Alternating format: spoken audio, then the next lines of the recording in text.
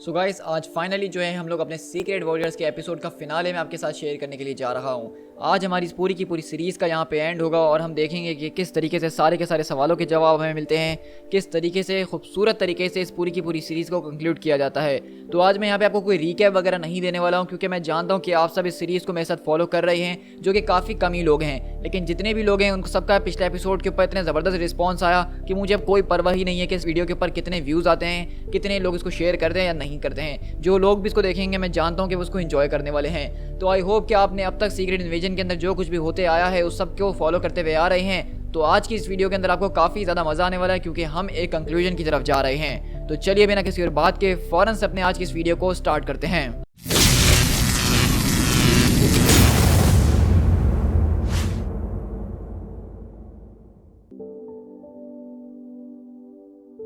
हमारी कहानी की स्टार्ट बर्लिन के अंदर से होती है, जहाँ पे हम देखते हैं कि यहाँ पे इस पूरी की पूरी फैसिलिटी के अंदर एक आदमी दरवाज़ा खोलता है और वहाँ पे कर्नल फ्यूरी खड़े होते हैं। और वो आदमी आके हाथ मिलाता है और कहता है कि कर्नल आई एम सॉरी, लेकिन मैं आपको 5 मिनट से ज़्यादा नहीं दे पाऊंगा। तो निक फ्यूरी बोलते हैं कि डेट्स ओके सन, मेरे लिए इतना ही ज़्यादा काफ़ी है, मैं ज़्यादा वक्त नहीं लगाऊंगा। और इसी तरह हम देखते हैं कि बेसिकली उस कमरे के अंदर वहाँ पे कोई और नहीं बल्कि कॉन्टेसा को पकड़ के बिठाया गया है, जिसको हमने लास्ट एपिसोड के अंदर देखा था कि वो यहाँ पे इनके पास खुद आती है। और इसी तरह हम देखते हैं कि कर्नल फ्यूरी यहाँ पे अकेले में उससे कुछ बात करने के लिए आए हैं और कहते हैं कि हाय देयर। तो वहीं से कॉन्टेसा बोलती है कि हेलो निकोलस, क्या सच में मेरा इस वक्त दिमाग खराब हो चुका है या वो अभी अभी जो लड़का यहाँ से गया है वो एरिक कोएनिगसेग का बेटा है? तो निक फ्यूरी बोलते हैं कि नहीं, वो लड़का जो था वो एल्बर्ट था और मुझे अच्छी तरीके से याद है कि जब वो पैदा हुआ था उसको घर लेकर आए थे तो मैं वहाँ पे सिगार लेकर गया था। तो वहीं से कॉन्टेसा बोलती है कि हाँ, वक्त तो बिल्कुल हवा की तरह उड़ते जा रहा है, तुम जानते हो कि हम इससे बेहतर जगहों पे मिला करते थे। तो निक फ्यूरी वहाँ पे बैठते और कहते हैं तो अच्छा, इसके अंदर अब किसकी गलती है? अगर अब तुम इस तरह से आगे खुलेआम सरेंडर करोगी और इतने शोशा दिखाओगी तो ये सारी की सारी इन्फॉर्मेशन तो मुझ तक पहुंचेगी ही। तो इसलिए मुझे ऐसा लगता है कि तुम मुझसे ही बात करना चाहती थी और उसके लिए ही तुमने ये सब कुछ किया है। तो बताओ कॉन्टेसा कि ये सब करने का क्या मकसद है तुम्हारा? क्या तुम मुझसे कुछ कहना चाहती हो, कुछ कन्फेस करना चाहती हो?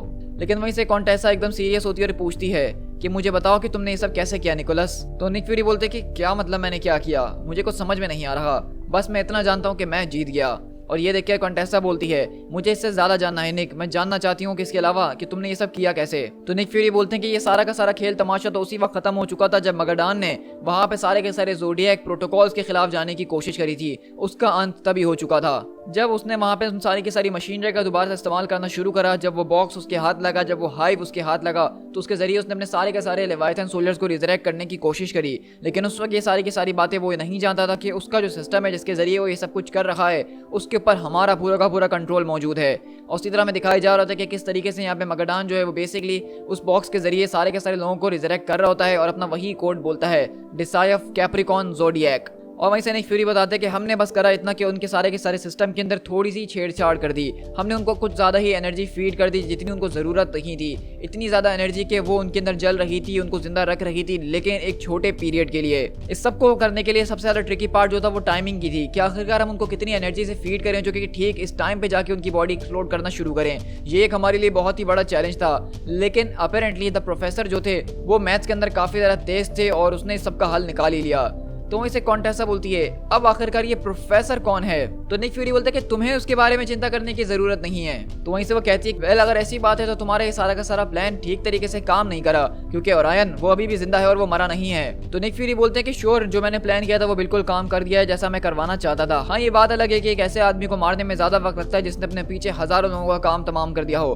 बिसाइड्स ये इस वक्त मेरा पॉइंट नहीं है, मैंने उसकी सारी की सारी ऑर्गेनाइजेशन, उसके सारे के सारे सिपाहियों को खत्म कर दिया है। मैंने उसकी पूरी की पूरी ऑर्गेनाइजेशन, उसके सारे सारे सोल्जर्स, उसकी पावर को खत्म कर दिया है। और आयन इस वक्त इस पूरी की पूरी दुनिया के अंदर एक ओवर पावर्ड गाय है और इस पूरी की पूरी दुनिया जो है बहुत ही ज्यादा ओवर पावर्ड गुड गाय से भी भरी पड़ी है। तो इसलिए अब ओरायन जो है वो मेरा कंसर्न नहीं बल्कि किसी और का कंसर्न बन चुका है।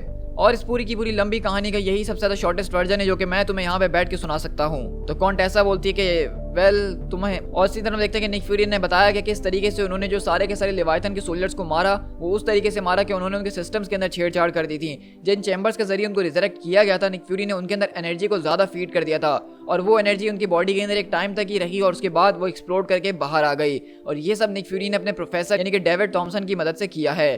और हम देखते हैं कि वहीं से कॉन्टेसा बोलती है कि हाँ, ये तो मानना ही पड़ेगा। वेल, कॉन्ग्रेचुलेशंस कि तुमने जो कुछ करना था वो तुम कर चुके हो। निक फ्यूरी बोलते हैं हाँ हाँ तुम्हारा बहुत शुक्रिया, लेकिन यहाँ पे एक चीज़ है जो मुझे समझ में नहीं आ रही है। आफ्टर ऑल डैट, यहाँ पे जो कुछ भी हुआ है, जो होने वाला है, उसके बाद तुम्हें यहाँ से गायब हो जाना चाहिए था, तुम्हें यहाँ पे कभी नहीं आना चाहिए था। लेकिन इंस्टेंट तुम यहाँ पे आके अपने आप को सरेंडर कर दिया। ये मुझे कुछ ज़्यादा ही डम लग रहा है, जो कि तुमसे मैंने कभी भी एक्सपेक्ट नहीं करा था। मुझे नहीं पता कि हो सकता है कि जिस तरह के तुमने अपनी पिछली ज़िंदगी के अंदर काम करे हैं, मतलब the head of a spy agency and hooking up with a double. तो कॉन्टेसा बोलती है कि डबल नहीं ट्रिपल। तो निक फ्यूरी बोलते हैं कि हाँ मुझे माफ करना, तुम तो ट्रिपल एजेंट रह चुकी हो ना, तो क्या ये सब करने के बाद तुम्हारा दिमाग अब खराब हो चुका है? तो कॉन्टेसा बोलती है कि मुझे अच्छी तरीके से याद है कि जब मैं एक छोटी बच्ची हुआ करती थी तो मुझे एक ऐसा खिलौना था जो कि बहुत ही ज़्यादा पसंद था। वो एक ऐसा खिलौना था जिसको मैं पाने के लिए कुछ भी कर सकती थी, मैं उसके हर वक्त पीछे लगे रहती थी, लेकिन मेरे फादर कभी भी मुझे वो खरीद के नहीं दिया करते थे। और नेचुरली जो चीज़ इंसान को नहीं दी जाती है उसकी चाहत उसके लिए और भी ज़्यादा बढ़ जाती है, और मैं उस खिलौने के साथ बहुत ही ज़्यादा ऑब्सेस हो गई। मैंने अपनी पॉकेट मनी को बचाना शुरू करा, वीकली अलाउंसेस को मिलाना शुरू करा और सारे के सारे पैसों को इकट्ठा करा ताकि मैं उस खिलौने को ले सकूं, खरीद सकूं जो मुझे इतना ज़्यादा पसंद है। काफ़ी महीनों तक मैंने पैसों को जमा करा और जब मेरे पास इतने ज़्यादा पैसे हो गए तो मैं स्टोर गई और मैं उस खिलौने को खरीद के घर पे ले आई। मैंने उस खिलौने को जब पाया तो मैं काफ़ी ज़्यादा खुश थी, मैं काफ़ी दिन तक उसके साथ खेलती रही, अपने से बहुत ज़्यादा करीब रखा। लेकिन कुछ दिन के गुजरने के बाद मेरा इंटरेस्ट उस खिलौने के अंदर से ख़त्म हो गया और मुझे अच्छी तरीके से याद है कि किस तरीके से मैंने उसको एक किनारे के ऊपर फेंक दिया और उसके बाद मैंने उसको कभी छुआ तक नहीं था। निक तुमने हर एक उस चीज़ को डिस्ट्रॉय कर दिया जिसको मैं जिंदगी के अंदर विश्वास किया करती थी, जिसको मैं मान के चला करती थी। और तुम जानते हो कि इन सब में सबसे ज़्यादा स्ट्रेंजेस्ट थिंग क्या है जो कि तुमने की है? तो निक फ्यूरी बोलते हैं कि मैं तुम्हारे मुंह से सुनना चाहूँगा। तो कॉन्टेसा बोलती है इस सब में एक ही लेसन है कि मुझे अब इस सब की कोई परवाह नहीं है। हाँ मैं मानती हूँ कि मैं लेवाइथन और इन सारी की सारी चीज़ों के लिए बहुत ज़्यादा ऑब्सेस थी, लेकिन अब इन सब के ख़त्म होने के बाद मुझे रियलाइज़ हो रहा है कि शायद मुझे कभी ये सब चाहिए ही नहीं था, बल्कि मुझे कुछ और चाहिए था। तो निक फ्यूरी बोलते हैं क्या तुम्हारी ये बात एक फैक्ट है? तो वो बोलती है कि हाँ बिल्कुल ये एक फैक्ट है। तो अब मैं वापसी तुम्हारे सवाल के ऊपर लौटती हूँ। जैसा कि तुमने मुझसे पूछा, मैंने आखिरकार अपने आप को सरेंडर क्यों करा? मैंने ये सब इसीलिए करा क्योंकि मैं तुम्हें बताना चाहती थी कि मैं कहाँ पे मौजूद हूँ और तुम मुझे कहाँ पे आके फाइंड आउट कर सकते हो। और इसी तरह हम देखते हैं कि यहाँ से अगले पल हम शिफ्ट होते हैं यूनाइटेड नेशन के व्हाइट बॉक्स फैसिलिटी के अंदर 2 दिन के बाद, जहाँ पे डम डम डुगन और उसका दूसरा साथी जिसको यहाँ पे कैद किया गया था उनकी बेसिकली बेल वगैरह हो जाती है और सेनेट सब अपने साथ उनको निकाल के ले जा रहे होते हैं। और हम देखते हैं कि वहाँ पे एक बड़ी सी गाड़ी बाहर उनका इंतजार कर रही होती है जिसके अंदर वो सारे के सारे लोग जाके बैठते हैं। और हम देखते हैं कि उस गाड़ी के अंदर कोई और नहीं बल्कि निक फ्यूरी और जॉन गैरेट इनसे मिलने के लिए आए हुए होते हैं। और फ्यूरी बोलते हैं हेलो बॉयज, आई होप कि उन्होंने तुम्हें कुछ ज़्यादा टॉर्चर नहीं किया होगा। वहीं से जैस्पर बोलता है कि खाना वहाँ का बहुत ज़्यादा बेकार था सर। तो वहीं से जॉन गैरेट बोलता है कि अच्छा तुम्हें देख के तो ऐसा नहीं लग रहा है क्योंकि तुम्हारे ऊपर से तो एक भी बोटी कम नहीं हुई है और लगता है कि तुम तो और ज़्यादा तगड़े होकर आए हो जेल के अंदर से। तो वहीं से डम डम बोलता है वेल वेल वेल, लगता है कि हमारा जंगलीपन दोबारा से शुरू हो चुका है। तो बताओ कि अब क्या करना है? कोस्टा रिका जाएंगे, ड्रिंक्स पियेंगे या फिर जाके कुछ गोलियां वगैरह को शूट करना है? तो निक फ्यूरी बोलते हैं कि एक्चुअली डमडम मैं सोच रहा था कि तुम्हें अब फाइनली जो है पेरेंटिंग को अपने हाथ में ले लेना चाहिए, तुम्हें जो है अब अपने बच्चों को लेके चलना होगा। और इस तरह हम कुछ देर के बाद क्वैक के पास शिफ्ट होते हैं जहाँ पे वो अपने दोबारा असली गेटअप के अंदर यानी बाल वाल कटवा के बिल्कुल फ्रेश हो चुकी है और अगले पल वो उस लेटर को खोल के पढ़ती है। और हम देखते हैं कि उस लेटर के अंदर निक फ्यूरी ने लिखा है कि डेजी मुझे काफ़ी चीज़ों का अफसोस है, सबसे ज़्यादा उस चीज़ का अफसोस जो कि हमें इस बात के ऊपर ले आई है जिस मोड़ के ऊपर हम आके खड़े हो चुके हैं। मैं इस बात की ख्वाहिश करता था कि शायद ये बात कुछ इस तरह से नहीं आके मिलते, हमारी स्टोरी इस तरह से आके एंड ना होती, शायद मैंने कुछ और चूज़ किया होता तो हम लोगों के बीच ये दूरियां इस तरह से नहीं होती। अनफॉर्चुनेटली ये है दुनिया और इसके अंदर चीज़ें इसी तरीके से काम करती हैं। मैं इस बात को अंडरस्टैंड करता हूँ कि अगर तुम मुझे कभी माफ़ ना भी करो तो मैं जानता हूँ कि तुम्हारे पास एक सॉलिड रीज़न होगा, लेकिन इस सबसे सारी की सारी बातें नहीं बदलती है कि मैंने तुम्हें क्या सिखाया है और मैंने तुम्हें किस चीज़ के लिए ट्रेन किया है। और हम दोनों इस बात को बहुत अच्छे तरीके से जानते हैं, तुम इस बात को बहुत अच्छे तरीके से जानती हो कि किसी ना किसी को तो मजबूत कदम उठाने ही पड़ते हैं, किसी ना किसी को तो ये सारे के सारे हार्डवर्क करने ही पड़ते हैं। Someone has to make the impossible decisions, जिसके लिए किसी और के पास दम नहीं है कि वो सारे के सारे डिसीजंस ले सके। और ये समवन जिसकी मैं बात कर रहा हूँ वो कभी मैं हुआ करता था, लेकिन अब जो सारे के सारे एक्शंस मैंने लिए हैं ताकि मैं इस बात को इंश्योर कर सकूं कि मैंने एक ऐसी ऑर्गेनाइजेशन को बना दिया जिसके अंदर कोई खराबी नहीं है, जिसके अंदर कोई गंदगी नहीं है और जिसके अंदर कोई बुराई नहीं है, और वो एक परफेक्ट ऑर्गेनाइजेशन बन चुकी है जिसको हम रिप्रेजेंट करते हैं। तो इस सब की क्रिएशन के बाद अब मैं इस पूरे के पूरे रोल से स्टेप असाइड करना चाहता हूँ। अब मैं नहीं चाहता कि मैं ही इन सारी की सारी चीज़ों को आगे भी लीड करूँ और मैं ही वो शख्स बनूँ जो कि ये खतरनाक और मुश्किल डिसीजन लेता आया है आज तक। तो इसलिए मैं तुम्हें बस यही बताना चाहता हूँ कि अब ये सारी की सारी रिस्पॉन्सिबिलिटी मैं तुम्हारे नाजुक कंधों के ऊपर देना चाहता हूँ। और इसी तरह हम साथ साथ देख रहे होते हैं कि किस तरीके से डेजी जो है वो बेसिकली अपनी सारी की सारी टीम से मिलने के लिए आ रही होती है, यानी कि स्टोन वॉल से, योयो से, ईडन से, यहाँ पे सारे के सारे लोगों को वो दोबारा से जो है रीग्रुप कर रखी है। और अगले बार हम देखते हैं कि वो सारे के सारे लोग एक जेट में बैठ के एक लोकेशन की तरफ जा रहे होते हैं और निक फ्यूरी का लेटर दोबारा से कंटिन्यू होता है। जो चीज़ मैंने बनाई थी अब वो तुम्हारी हो चुकी है। ये है वो मेरे सबसे ज़्यादा वेरी बेस्ट स्टूडेंट्स जिनको मैंने आज तक ट्रेन किया है, जिनको मैंने आज तक इस काबिल बनाया कि वो इस तरह की सिचुएशंस के अंदर लड़ सकें। तुम इनके साथ वो कर सकती हो जो कि तुम्हें ठीक लगे। मैं इनको तुम्हारे हाथों में सौंप के जा रहा हूँ। इनके साथ जो भी करना अपना बेस्ट करना, फ्यूरी। और इसी तरह हम देखते हैं कि बेसिकली निक फ्यूरी ने इस पूरे के पूरे लेटर के अंदर ये बताया है कि इतने टाइम से जो इस पूरी की पूरी सीक्रेट वॉरियर की टीम को वो बना रहे थे, जो उसको ट्रेन कर रहे थे, जिसको लीड करा उन्होंने और अलग अलग मुश्किल सिचुएशंस में डाला, अब वो इस पूरी की पूरी टीम को एक मजबूत टीम बना चुके हैं। जिस तरह की वो टीम बनाना चाहते थे वो टीम ऑलरेडी अब क्रिएट हो चुकी है। लेकिन अब निक फ्यूरी जो कि ये सारे के सारे काम कर रहे थे, लोगों से पंगे ले रहे थे, दुनिया के अंदर घूम रहे थे, अब वो सारी की सारी चीज़ों से पीछे हटना चाहते हैं। एक तरह से वो रिटायर होना चाहते हैं और वो अपनी सारी की सारी पोजीशन जो वो किसी और को नहीं बल्कि क्वैक के हाथों सौंप के जा रहे हैं। मतलब सीक्रेट वॉरियर्स की टीम की जो नई लीडर है वो क्वैक है और क्वैक जो चाहे वो उस टीम के साथ कर सकती है। लेकिन इसी तरह हम देखते हैं कि क्वैक अपनी टीम को लेते हुए यहाँ पे एक फैसिलिटी के अंदर पहुंचती है जहाँ पे अभी भी कंस्ट्रक्शन का काम चल रहा है। और इसी तरह हम देखते हैं कि सारी की सारी टीम वहाँ पे लैंड करती है और क्वैक बोलती है, तो क्या आप चीज़ें इसी तरह से आगे होने वाली हैं?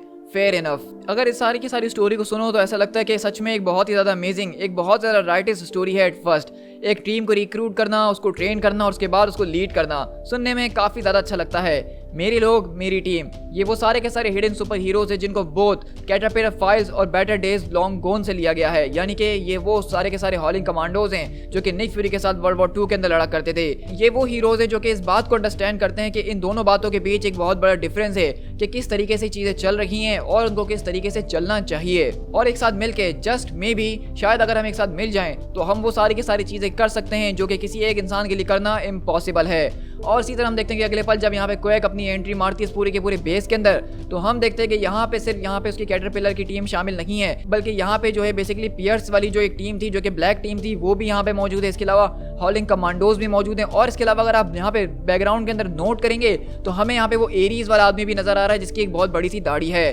तो मतलब ये है कि अब बेसिकली क्वैक के पास ये पूरी की पूरी टीम मौजूद है जो कि निक फ्यूरी ने उसके हवाले कर दी है और अब क्वैक इसके साथ जो चाहे वो कर सकती है। तो ये सच में एक बहुत ही बड़ा पॉइंट है इस कॉमिक बुक की एंडिंग के ऊपर। और मैं आपको थोड़ा सा बताता चलूं कि आपके पास ये मिस्ट्री चल रही होगी कि ये मिस्टीरियस शख्स है कौन दाढ़ी वाला जिसके बारे में हमें कुछ भी नहीं बताया गया। तो मैं आपको बताता चलूं कि ये दरअसल लियोनार्डो दा विंची है जो कि 14th सेंचुरी के अंदर एक मशहूर साइंटिस्ट हुआ करता था। अब मार्वल कॉमिक्स में इस तरह से दिखाया गया है कि ये साइंटिस्ट कुछ ज़्यादा ही एडवांस चले गया था और टाइम ट्रैवल करने लग गया था और बेसिकली यही मॉडर्न डे के अंदर आके जो है ज़ोडिएक के व्हील को बनाता है। शील्ड, हाइड्रा, लेवाइथन जो कुछ भी हम देखते हुए हैं वो इस एक आदमी ने ही किया है जो कि लियोनार्डो डी विंची है। अब आगे के जो हमारे कॉमिक्स होने वाले हैं उसके अंदर हम इसकी थोड़ी बहुत हिस्ट्री को जानेंगे लेकिन इतनी ज़्यादा डीप में नहीं, तो इसलिए मैंने आपको यहाँ पे एक्सप्लेन कर दिया है। तो इसी तरह क्वैक बोलती है, तो बताओ गाइस कि आखिरकार आज मेरे साथ मिलके कौन जो है इस दुनिया को बचाना चाहता है। और इसी के बाद हमारी कहानी आर्लिंगटन के अंदर शिफ्ट होती है जहाँ पे डम डम डुगन एक पेड़ के नीचे खड़ा होता है और अगले पल स्टीव रॉजर्स आते हैं और कहते हैं कि आपका वो इंतजार कर रहा है नीचे कैप। तो वहीं से कैप्टन बोलते हैं, तो लगता है कि अब पूरी की पूरी टीम को यंग लेडी जो है वो लीड करने वाली है। तो डम डम बोलता है कि आपने बिल्कुल ठीक सुना। तो कैप्टन पूछते हैं कि अच्छा और वो लड़की है किस तरह की? तो डम डम बोलता है कि new boss same as the old boss. तो कैप्टन बोलते हैं कि चलो भाई लगता है कि अब तो और भी मजा आने वाला है, इट्स फैंटास्टिक। और अगले पल हम देखते हैं कि स्टीव रॉजर्स यहाँ पे उस ग्रेवयार्ड के अंदर आते हैं जहाँ पे हम देखते हैं कि निक फ्यूरी खड़े हुए उनसे बात करने के लिए इंतजार कर रहे होते हैं और कहते हैं क्या निक तुम्हें ये जगह कुछ ज़्यादा ही ऑमनियस नहीं लग रही है हमारी इस तरह की मीटिंग के लिए? तो निक फ्यूरी बोलते हैं कि अब मैं क्या ही कर सकता हूँ, ऑलमोस्ट मेरे सारे के सारे जो दोस्त है वो यहाँ पे मौजूद हैं और बिसाइड्स तुम्हें इसके बारे में इतनी ज़्यादा परवाह करने की कोई ज़रूरत नहीं है क्योंकि इन दी एंड तुम्हारे लिए तो सब कुछ ठीक तरीके से काम कर ही जाता है। तो वहीं से अगले पल कैप सामने की तरफ देखते हैं और कहते हैं आई रियली विश कि यार ये लोग इसको उखाड़ के फेंक भी दें, क्योंकि हम देखते हैं कि वहाँ पे बेसिकली कैप्टन अमेरिका का स्टैचू लगा हुआ होता है जिसके ऊपर कैप्टन अमेरिका की डेट लिखी हुई होती है 1922 टू 2008, यानी कि जब सिविल वॉर का इवेंट हुआ था और कैप्टन अमेरिका मर गए थे तो इस स्टैचू को बनाया गया था और उसके ऊपर लिखा हुआ होता है one man can change the world. और ये पूरी की पूरी लाइन काफ़ी ज़्यादा इंपॉर्टेंट है हमारे इस वाले कॉमिक के अंदर। लेकिन वहीं से निक फ्यूरी कैप्टन की तरफ देखते हैं और कहते हैं मेरा ख्याल है कि उनको इस स्टैचू को और भी ऊंचा बना देना चाहिए। तो स्टीव बोलते हैं कि डमडम ने मुझे बताया कि तुमने जाने से पहले क्या सारे के सारे काम किए हैं। ये सच में एक बहुत ही रिस्की मूव था रिक, और मैं इस बात को जानता हूँ कि यहाँ पे किस तरीके के स्टेक्स इन्वॉल्व थे। आई थिंक ये कुछ ज्यादा ही रिस्की था तुम्हारे लिए भी। तो वहीं से निक फ्यूरी बोलते हैं कि तुम तो जानती हो ना स्टीव कि मैं जो हूँ दाव कभी भी छोटे सिक्कों के ऊपर लगाता ही नहीं हूँ, मैं दाव लगाता हूँ तो बड़ी चीज के ऊपर लगाता हूँ। तो स्टीव रॉजर्स बोलते हैं कि मैं यहाँ पे आज जो हूँ मिस्टर प्रेसिडेंट की तरफ से आया हूँ निक। मिस्टर प्रेसिडेंट ने इस बात को जान लिया कि तुमने जो करा है वो करना ज़रूरी था, लेकिन इसको दबाए रखना वो उससे भी ज़्यादा ज़रूरी है। बस उनका कहना इतना ही है कि जो कुछ हो चुका है उसको तो वो दबा ही देंगे, लेकिन मिस्टर प्रेसिडेंट नहीं चाहते कि फ्यूचर में कुछ इस तरह का दोबारा से कोई हंगामा हो, और अगर इस तरह से कुछ हुआ तो वो शायद उसको बर्दाश्त ना कर सकें। तो निक फ्यूरी बोलते हैं कि फेयर इनफ, मैं आपकी बात को समझ रहा हूँ कैप, तो कैप्टन बोलते कि सच में तुम्हें समझ में आ गई है? तो निक बोलता है कि हाँ हाँ बिल्कुल। और वहीं से स्टीव बोलता है कि मुझे माफ करना, सच में मैंने मिकल के बारे में सुना, मुझे बहुत ही ज्यादा अफसोस हुआ। निक फ्यूरी बोलते हैं कि हाँ तुम ठीक कह रहे हो। वेल ऐसा लगता है कि कभी कभार आप चीजों को जितना बुरी तरीके से सोचते हैं, कभी कभार वो उससे भी ज्यादा बुरी तरीके से आपके सामने आती हैं। कभी कभार आप बुरे शख्स बनने का रोल इतना लंबा प्ले करते हैं कि आप आखिर में एक बुरे शख्स बन ही जाते हैं। Nicholas Joseph Fury, an agent of nothing. तो वहीं से स्टीव रॉजर्स बोलते हैं कि नहीं ऐसी बात नहीं है, यहाँ पे ऐसा कुछ है जो कि मैं तुम्हें बताना चाहता हूँ। मैं तुम्हें ये बताना चाहता हूँ कि मैं एक आइडिया के अंदर बिलीव करता हूँ, that a single individual who has the right heart and the right mind that is consumed with a single purpose, that one man can win a war. मैं तुम्हें ये बताना चाहता हूँ कि मैं एक आइडिया के अंदर विश्वास करता हूँ, मैं एक आइडिया को मान के चलता हूँ, और वो ये है एक सिंगल इंसान जिसका दिल और दिमाग सही जगह के ऊपर मौजूद है, और एक ऐसा सिंगल पर्पस जिस पर्पस ने उसकी पूरी की पूरी पर्सनैलिटी को कंज्यूम कर लिया है, उसके ऊपर हावी हो चुका है। वो एक आदमी किसी भी जंग को जीत सकता है, और अगर उसी आदमी को एक ग्रुप ऑफ सोल्जर्स दे दिया जाए जिसके अंदर सेम कन्विक्शन मौजूद है, जो कि सेम कॉज के लिए खड़े होना चाहते हैं, तो वो सारे के सारे लोग मिलके दुनिया को बदल सकते हैं। तो निक फ्यूरी बोलते हैं कि हाँ कैप, मैंने तुम्हारी स्पीच को काफी बार सुना है, ये स्पीच मुझे इतनी ज्यादा अच्छी लगी कि मैंने इसको चुरा लिया और अपने ही हॉलिंग कमांडोज को सुनाया था। तो वहीं से स्टीव बोलते हैं कि हाँ मैं जानता हूँ, लेकिन आज मेरी बात का पॉइंट ये नहीं है, बल्कि मैं चाहता हूँ कि तुम मेरी बात जरा गौर से सुनो। मैं तुम्हें बताना चाहता हूँ कि मैं यहाँ पे मौजूद नहीं था जब ये सारी की सारी जंग खत्म हुई, मैं यहाँ पे मौजूद नहीं था जब इस जंग खत्म होने के बाद नई चीजों ने जन्म लेना शुरू करा। मैंने नहीं देखा अपनी आंखों से कि किस तरीके से ये सारी की सारी दुनिया बदल गई। क्या तुम इस बात को समझ रहे हो? इट वॉज़न्ट मी, ये कभी भी मैं था ही नहीं, ये शुरू से तुम थे। You were always the one man, तुम हो वो एक आदमी जिसके बारे में इस स्टैचू के ऊपर लिखा गया है। मैं ये लाइन डिजर्व नहीं करता हूँ, बल्कि वो तुम हो निक फ्यूरी जो कि इस लाइन को डिजर्व करता है। तुमने इस पूरे के पूरे देश को उस तरीके से प्रोटेक्ट करा है जो कि कोई भी नहीं करता, कोई भी अपना नाम खराब नहीं करता, कोई भी इस तरह से अंडरग्राउंड जाके हाइड्रा और लेवाइथन से मुकाबला कभी नहीं करता। तो ये देख के निक फ्यूरी बोलते हैं कि तुम्हारा बहुत शुक्रिया स्टीव, मैं तुमसे फिर मिलूंगा। तो स्टीव बोलते हैं कि हाँ जरूर, लेकिन कोशिश करना कि सारे के सारे ट्रबल से दूर रहो सोल्जर। तो निक फ्यूरी बोलते हैं कि मैं अपने आप का बेस्ट देने की कोशिश करूंगा कैप्टन। और इसी तरह हम देखते हैं कि निक फ्यूरी वहां से अलविदा लेके स्टीव रॉजर्स से मिलके चले जाते हैं। और इसी तरह हम देखते हैं कि डम डम डुगन यहाँ खड़ा होता और कहता है देयर ही गोस, दोबारा से शेडोज के अंदर। क्या तुमने वो सुन लिया जो कि तुम सुनने के लिए यहाँ पे आए थे, जो तुम सुनना चाहते थे? तो स्टीव बोलते हैं कि हाँ मुझे ऐसा लगता तो है कि फ्यूरी अब ऐसा कुछ भी करने के मूड में नहीं है, लगता है कि सच में अब वो रिटायर हो गया है। क्या जाने से पहले तुमने उससे बात करी थी? तो डमडम बोलता है कि हाँ हमने थोड़ी बहुत बात करी थी। तो स्टीव बोलते हैं क्या तुम्हें वाकई में लगता है कि उसके साथ इतना सब कुछ जो हुआ है उसके बाद वो बिल्कुल ठीक है, मतलब उसका बेटा चले गया, वो सब कुछ खो चुका है इसके बावजूद भी? तो वैसे डमडम बोलता है ओह मुझे तो लगता है ऐसा है कि निक फ्यूरी ने अपनी सारी की सारी जिंदगी को इसी बात के अंदर फिगर आउट करने में निकाल दिया है कि इस जिंदगी का पर्पस क्या होता है, क्या बिना पर्पस के भी कोई जिंदगी होती है। तो इसलिए मुझे ऐसा लग रहा है कि निक फ्यूरी के पास फाइनली कोई पर्पस नहीं है, वो अपनी जिंदगी को जो एक फ्रीली जिंदगी गुजार सकते हैं। और मुझे देखना है कि किस तरीके से निक फ्यूरी इसको हैंडल करता है। और रही बात उसके ऑल राइट होने की, तो वेल ये बात इंटायरली डिपेंड करती है कि अब आगे जाके वो जो करने वाला है क्या वो चीज़ उसका साथ देगी और किस तरीके से वर्कआउट करेगी। तो स्टीव बोलते हैं इसका मतलब ये है कि तुम जानते हो ना कि निक फ्यूरी यहाँ से कहाँ जा रहा है। तो डमडम बोलता है कि कॉप्स जो होते हैं वो क्रिमिनल्स को पकड़ते हैं, कुत्ते जो होते हैं वो गाड़ी के पीछे भागते हैं। उसने मुझसे कहा तो नहीं, लेकिन मैं डेफिनेटली जानता हूँ कि वो कहाँ जा रहा है। वो सन ऑफ अ बिच अपनी बच्ची को जेल से निकालने के लिए जा रहा है। और अगली बार हम देखते हैं कि बेसिकली यहाँ पे कॉन्टेसा को जो है बेसिकली कोर्ट के अंदर ट्रायल वगैरह के लिए लेकर जा रहा होता है। और इस सारी के सारी पब्लिक के अंदर हम देखते हैं कि बेसिकली निक फ्यूरी यहाँ पे मुस्कुराते हुए उसकी तरफ देख रहे होते हैं। तो यानी कि डमडम डुगन ने इस बात का अंदाजा लगा लिया कि निक फ्यूरी यहाँ पे कॉन्टेसा यानी कि अपनी गर्लफ्रेंड को छुड़वाने के लिए ही जाएंगे, और निक फ्यूरी बिल्कुल ऐसा ही कर रहे हैं। दी एंड। सो गाइज यहाँ पे हमारा फाइनली जो है सीक्रेट वॉरियर्स का सारे के सारे इश्यूज का एंड होता है। और सच कहूँगा कि कितने ज़बरदस्त तरीके से स्टोरी को एंड किया गया है, जितने लाइटर नोट के ऊपर, मैं उसका सच में एक बहुत ही बड़ा फ़ैन हो गया हूँ। और अगर ओवरऑल इस पूरी की पूरी सीरीज़ की बात करूँ जिसके अंदर 28 इश्यूज़ और एक दो जो है वन शॉट कॉमिक्स मौजूद थे, मैं बस यही कहना चाहूँगा कि आज तक मैंने जितने भी कॉमिक्स पढ़े हैं, चाहे वो मार्वल के हों, डीसी के हों या किसी और यूनिवर्स के ही क्यों ना हो, या मैंने कितनी बड़ी बड़ी मूवीज़ देखी हो, नेटफ्लिक्स सीरीज़ देखी हुई हो, लेकिन डिटेक्टिव के टॉपिक के ऊपर, स्पाई के टॉपिक के ऊपर ये जो स्टोरी है इसका लेवल ही अलग है। ये मेरी नज़र में एक मास्टरपीस है। और इस स्टोरी को अडॉप्ट करके अगर एक पूरी की पूरी नेटफ्लिक्स सीरीज बनाई जाए या कोई मूवी बनाई जाए तो वो सुपर हिट या डुपर डुपर हिट बनेगी। इस पूरी की पूरी स्टोरी के अंदर इतने ज़्यादा ट्विस्ट थे, इतने ज़्यादा टर्न्स थे, इतने ज़्यादा फ्लैशबैक्स थे, और उन फ्लैशबैक्स को इतने खूबसूरत तरीके से जोनाथन हिकमैन की राइटिंग ने यहाँ पे कनेक्ट किया है। और यही वजह है कि जोनाथन हिकमैन मेरे एक one of the favourite writers है मार्वल कॉमिक्स के अंदर से।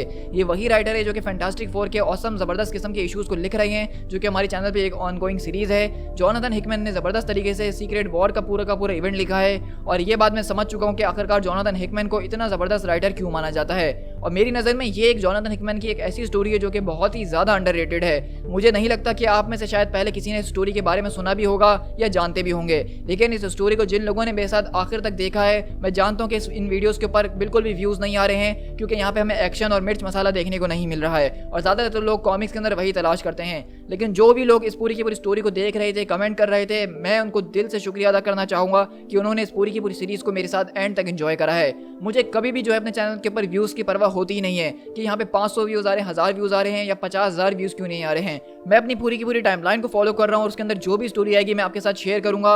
और इस तरह की अगर ज़बरदस्त किस्म के मास्टरपीस स्टोरी आएगी और उसको लोग नहीं भी देखेंगे तो मैं तब भी शेयर करूँगा, क्योंकि भाई ये एक मास्टरपीस है, तुम लोग को समझ में नहीं आ रहा है। जिन लोगों ने इसको स्टोरी को स्किप कर दिया है वो सच में एक बहुत ही बड़ा लॉस कर रहे हैं, और जिन लोगों ने इसको देखा है वो जानते हैं कि उन्होंने क्या मास्टरपीस स्टोरी को एंजॉय किया है। तो अगर इस पूरी की पूरी वीडियो को एंड करने से पहले मैं इस कॉमिक बुक सीरीज को यहाँ पे रेट करना चाहूँगा, इन 28 इशूज़ को, तो मैं 10 आउट ऑफ 10 रेटिंग देना चाहूँगा। मतलब इसका हर एक इशू जो है वो ट्विस्ट से भरा हुआ था, वो हाइप से भरा हुआ था, उसको जो एक ऐसी जगह पे आके एंड किया जा रहा था जो कि हमें और भी एक्साइटेड कर रहा था।